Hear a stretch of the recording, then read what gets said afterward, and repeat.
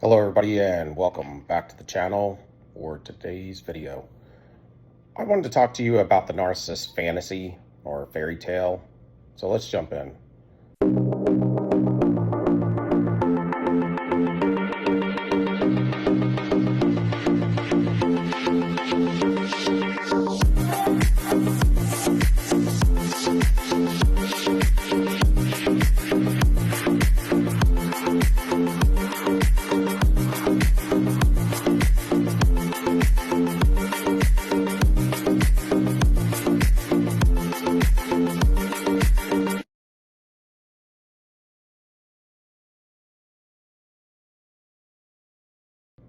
So you'll hear a lot about people talking in regards to the narcissist fantasy or fairy tale.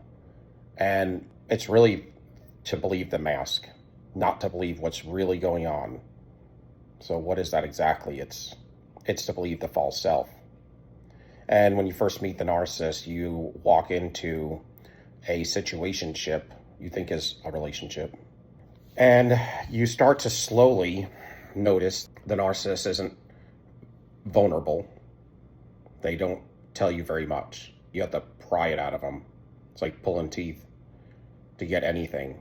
It's as if you're playing poker with them, and it's not supposed to be that way in a relationship. So those are real quick signs that should be red flags. Somebody is a narcissist, a covert narcissist, or they're not out for your well-being, because somebody out for your well-being is going to be more or less open with you to discuss just about anything. They're going to be vulnerable with you and in truth, with truth, not faking it. Your intuition should lead you in a situation. But this is something, if your intuition's on point, you would notice on the first date. You'll find that they're not very vulnerable, or they're not vulnerable at all. In the very beginning, yes, when they do an empathy check, they do tell you stories about how they were abused and used. But typically, the narcissist I was with is going to tell similar stories to the narcissist you were with. So they're all going to be in victimhood mentality, either abused as a child or used as an adult. It starts there. And then because of the love bomb, you will allow it to be run over. The red flags will come at you. Your intuition will tell you, but the love bombing will cover it up. It will say to you, you got to give them the benefit of the doubt, because the words they're telling you, they're putting you on a pedestal with their words, and they are pampering you. So they're actually showing it in actions. But then there's going to be other actions that you're going to question, even from the very beginning. And one of them is the vulnerability or the lack thereof. It's really hard to get information about what they did over the last decade. You're just going to have normal coffee time conversation. You're trying to get to know somebody. It's not like you're data mining them, but you want to get a feel for a little bit of their background so that you can understand them. And it's like you can't get anything out of them, or if you do, it's so confusing. That's the other thing. If they can't put something in some sort of chronological order, then it should be easy for somebody to map out their past or their history for you to where you easily understand it. Or even if they tell you in pieces, right? You will easily understand it. If it's hard to understand it, I call it metadata. They give you all these little pieces of jargon, and you don't remember any of it because it all doesn't make sense. It doesn't add up. It doesn't go in a linear fashion. If you were to put all the pieces in there, it would clog it up, and it wouldn't be enough time, or there'd be a lot of gaps, something. And you just end up getting really confused. So you almost don't remember it, and you don't pay too much attention because it's too confusing. And this is how a narcissist is. That's the other way. So they're either going to be vulnerable, and even once you break through the vulnerability, you're going to get pieces like that of, like, I call it metadata, because that's what they do. They give you a bunch of pieces of stories, and you have to try to cut and paste them together to make a linear fashion of what the heck went on. And it's almost like when you ask to talk about these things, it's either an unimportant subject or a subject they are leading that they don't want to talk about. Usually, if you're unawoke still as an empath, you're going to be kind. That's how you feel. That's what you think. They use your kindness for weakness until you wake up. You want to be kind, and you don't want to push them into telling you something they don't want to tell you, where if it hurts their feelings. That's kind of how you used to feel. But I would say this, that if somebody can't tell you things about their past and it should be easy to understand, then that's a huge red flag as well. But these are all things that get you caught up in the fantasy, which is believing the falsehood or this mask they built for you and what everybody else believes out there. And the narcissist has many different masks and faces, depending on what group of people they're in. They'll even have different personalities. Like I said, they mimic you and act like you, and they steal your identity when they're out and about, but not when they're in your presence. They wouldn't dare do that. And they even try to take enough of your identity to where you almost, they steal your authenticity. Is kind of, it just continues to degrade and devalue you. You know, they're very weird. And having no identity makes you weird. And weird is generally related to evil. But the narcissist, they're love bombing you. That's a fantasy-driven thing right there. They're dragging you into something that you've never been in before. You've never felt this way before, right? Feels so good. That's because it's a lie. And that's the fantasy. So the beginnings of the fantasy is for them to love bomb you.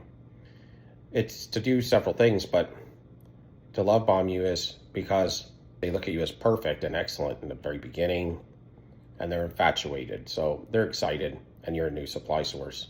This is something you haven't heard probably too much or ever. This is what they love to do. They're getting this first chance to try out this new mask. See, every time they get a new supply, it's not necessarily they're excited because they get the new supply, but what's just as exciting is since they've devalued and discarded their last source of supply where they're doing it currently while they're love bombing you, they have learned a few things to tweak their mask, to make it a little better, to make them a little bit more powerful, to make people believe it more, or they got some new tricks that they learned, because when they're with you and they steal your identity, they're almost stealing the opportunity of the experience of being you for a time when they steal your identity. And I think that's partly what they're addicted to. It's to find people that they're infatuated with, to target them, to get them in a relationship, and then to steal their identity so you can experience their energy on you, operating in their energy, mimicking them,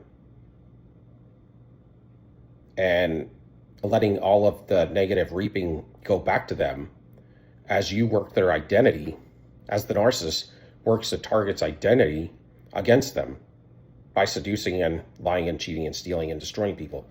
And then watching the negative harvest. This is what the narcissist does. They can watch the negative harvest come back to you. I mean, part of some of the stalking I don't think people talk about is the negative reaping that you receive after the relationship is over or in discard. You're in discard mode, or, you know, before you get hoovered, they stalk you, but they're also stalking you to see how much, what people would call bad karma, negative reaping is what I call it, but to see how much negative reaping that you were receiving while they were throwing and projecting themselves onto you. And then I call the reaping with a narcissist is like a ball and chain. That's like the narcissist. The negative reaping you receive from them is like when they first come back into your life, they have intercourse with you and you're negative reaping right away because you're going into covenant with them and contract again and switching fuel right away. They're already dumping into you. They're negative and pulling from you an exuberant amount of energy. So that's when you get punched in the face when they come right back. This is how the negative reaping starts. All of a sudden you're having problems day one. And then after they burn off your energy, your good fuel, destroying people with it, then that's the ball and the chain that hits you later, the whack. But this is what they do, and it's all because you believe the fantasy. You know, you wouldn't go into covenant, contract, or consent with them knowing they're a devil. But a devil comes as an angel of light, masquerading as an angel of light, the Bible says. And that's exactly what the narcissist does. They wear a mask and come as a perfect individual that you've never seen before. Like, where have you been my whole life? That's how you feel in the very beginning. You might even want to pinch yourself on day one, the first time you meet them. They start to build you up with this love bomb. So you run over the red flags that are telling you that things aren't right. This person's not good for you. They're diabolical and they're out to destroy you, to hurt you. That's what your intuition will tell you when you're in the presence of a sadistic, malignant narcissist. It will tell you that because I've had one. And I remember on my first real date with this individual, my intuition, I had to reflect back on it, because when you do wake up, you can reflect back on certain situations and it'll be very clear where your intuition was telling you to stop. And one case for me was the first date. I felt this extreme feeling that the individual I was going out with, I got a very quick glimpse that there was nothing in there. They were completely empty and they were dangerous on a spiritual level. The next thing that came into my mind is I have to give them the benefit of the doubt. And I've heard a lot of people say that, and that's why I know that that's put into your head, or that's part of the spell, or what goes on during these types of things. So I don't give anybody the benefit of the doubt anymore. But yeah, so they love bomb you and they pull you in to this perfect world. They're perfect in your eyes and you are perfect in their eyes until something occurs, because you can't be perfect forever, you know, I mean, nobody is. But they also have black and white thinking. So what happens is you slight them. Of course, you all know this. You slight them and then you get into devalue mode, or something happens to where you would piss them off. Even if it's by accident, you may not even know it. Because you could just say one thing and it could be just honest and not even be something that should upset somebody. But when you live in a whole lifestyle of falsities and falsehood, you become very vulnerable to the injuries. And I don't think a lot of people talk about that either. Why is a narcissist so vulnerable? Why do they need so much validation? Well, if you're lying every day and all the time, listen, if I was lying every day all the time, I would need validation and I'd be vulnerable to injuries real quick as well. And that's, I think, partly why they are that way. Because you can get found out at any moment, because your whole life's a sham. And every word that comes out of your mouth's a lie. So if you get caught in a lie, it feels really shameful. So you're going to get very defensive quickly, like rage defensive. But I don't think a lot of people talk about that. And you're going to need validation. When you're lying all the time, I mean, if I was lying to you, I would want, or you were lying to me, wouldn't you want, I would want validation all the time, because I'm always lying. And if I was always lying, I would want somebody to validate that I'm telling it good. Like they believe it. You know, that I even feel it, that they believe it. Then I'd be like, whew, I got over on them and I didn't get caught. This is how things are going in the mind of the narcissist, I would imagine, because they're a sham. If I was doing that all the time, I would feel that way. But nevertheless, you have to agree to a consent contract or a covenant with them. When you go into partnership with them, a relationship, the amount of time you spend with them and the amount of fuel that you put in, whether it be financial, your energy, and money is energy, because it's your hard work that became that money, and that money buys, you know, you can buy anything with it. So that would be supply as well. But these are the forms of fuel that are coming from you that put you in consent and then intercourse. These are all things that bind you to the narcissist when you're with them, that put you in a covenant, which means when you're in a covenant, it's almost like you have to share in their positive or negative reaping, because now you're connected to them on a spiritual level. And sometimes mine would even get me in a covenant or contract verbally with them. It was weird. They do weird things. People that don't feel empathy, they do weird stuff. They're like an alien. People are waiting for the aliens to come. I think they're already here. It's called the narcissist. But to be in a relationship with the narcissist, you have to believe the false mask, or else it's not going to work, because they're only loyal to the false mask. So them and the false mask are one and the same, if you look at it like that. The mask is, I feel like the devil that runs them. I don't know. And it tells them what to do, and they perform whether it be through some sort of intuition or feeling. They're one and the same. The devil in them is not going to let you go against them. The devil in them is not going to let you go against the devil in them, but still try to be with the narcissist. If it's got that kind of power over the narcissist, it's going to be one and the same, and it's going to be up to them, not the narcissist. You see, so that's where the narcissist has very little control, if any. You don't even know if you ever dealt with the narcissist because you don't know whether they're even in there at all anymore. That's stuff that I question, man. How much control does the narcissist even have anymore? Or did you ever deal with the narcissist? They have to sacrifice the true self for the false self. Maybe when they sacrifice the true self for the false self, maybe they're killing themselves. I mean, they literally kind of are on a spiritual sense. But what if it even pertains to the physicality of it, but we're getting it in those type of terms? You know, something to think about. But to believe that the false mask or the fantasy or the fairy tale, right? This is what I've found is anywhere that the enemy is going to steer you wrong, well, he always steers you wrong, but he always steers you wrong by bringing you into a fantasy, if you think about it.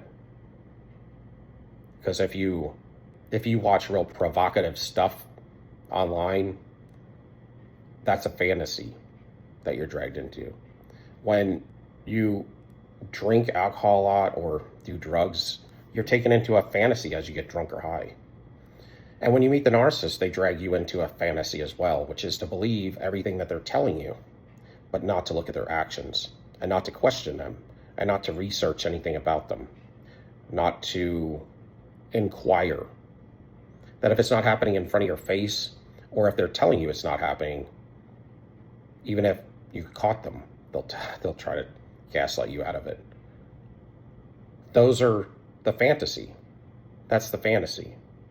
And as long as you do as you're told and believe what they tell you and let them puppeteer you, then it will be okay. It's when you decide to question it, that's when they will rage or silent treatment you. They will ghost you. And then they'll come back. And when they come back later on, it's going to be as if we can't talk about it because it's over. So you don't come to any conclusion.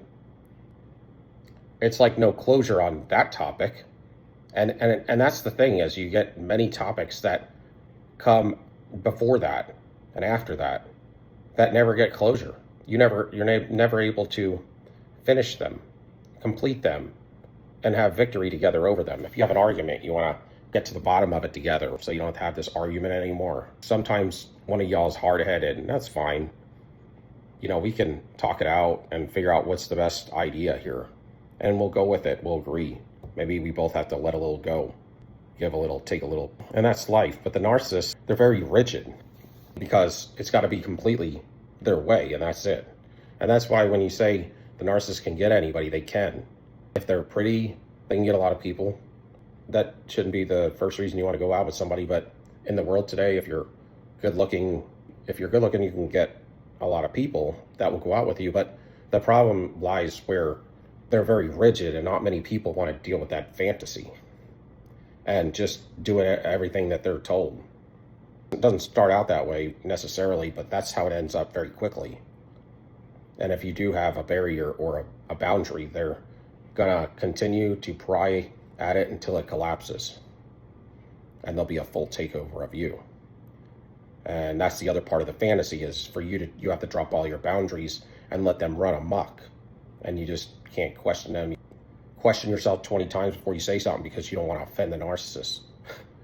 And then you walk on eggshells and you want to do all the tasks that they have put in your head, all these manipulations and things to have complete control over you, man. It's like you're walking on eggshells, and did I do it right this time or whatever?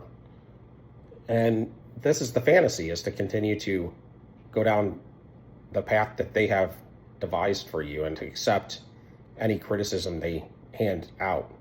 You can't discuss anything they don't want to discuss, and some things are just better left unsaid.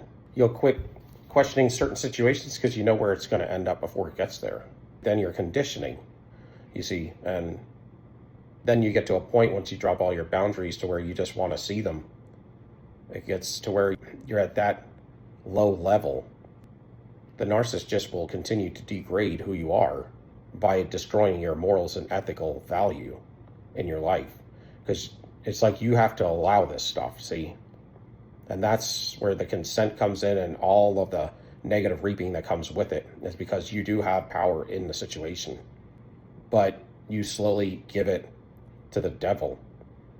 You hand it to the devil here, and they devise evil with it. When you're trying to love somebody and to give them more, thinking that that will help, that will bring peace to the situation, that will make them love you. You did it innocently. It's not like you go out there and you're trying to destroy somebody and use them for your benefit and then toss them out like the trash, like the narcissist does.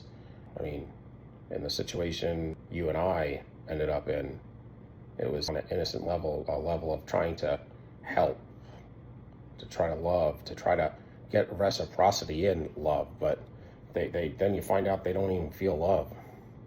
And when they're not with you, they're always with somebody else. They are, they're prostitutes, man. But, you know, a lot of times nobody will believe you because that's the other thing. Everybody else believes the fantasy too, or some version of it that makes them look like they're a vulnerable, innocent individual that is helping out society. And they're like Mother Teresa, but they don't see what you see. In fact, most time, the only people that see it, a couple of close flying monkeys, but they're probably living the same lifestyle. Their family and you, some other past sources of supply, but if they're toxic enablers, then they know what they're in and they're spelled up. The fantasy, that's a little bit about the fantasy. Because even their history and their current and future faking, even their future's a lie, it's a fake. Because you're in a cycle with them, so they'll future fake with you. Their current is always a lie, and their history is always a lie. It's like metadata is what I call it, because it's like they take little pieces of everybody's stories and they put them together as their one amazing conglomerate of their history. That's a collage of their whole history. It's like, that's why it doesn't make sense, because they took pieces from like 100 different people and put them together and made them their own. From a nobody to a hero, a fighter and a survivor. And you're like, gee, when you wake up to this, you're like, and a lot of times they don't bring you around family and sometimes individuals for a while. Sometimes it's just you and them, maybe your people, but not their people if they're very covert. And because they lie so much and they're so, and they're not vulnerable at all. So for them to do that would be vulnerable. And in some cases, covert narcissists, you have different types. There's either the type that's in a relationship with somebody all the time, and you see every couple of months there's somebody else new on their social media that they're dating. But the good covert narcissists, they would rather act and look like they're single all the time, to where when they take pictures, it's just them in it, and they don't talk about you much. Or if you were dating them and you guys did several cycles, and in between those cycles you had like off times, right? The narcissist will talk to these individuals in the off times as if you're still seeing them, so that when you're back with them, say a year down the road for another cycle, they think it was consecutive. But it never was. I mean, it was 3 months on, 3 months off, 3 months on, 3 months off, or something like that. But that's how they make their life look normal.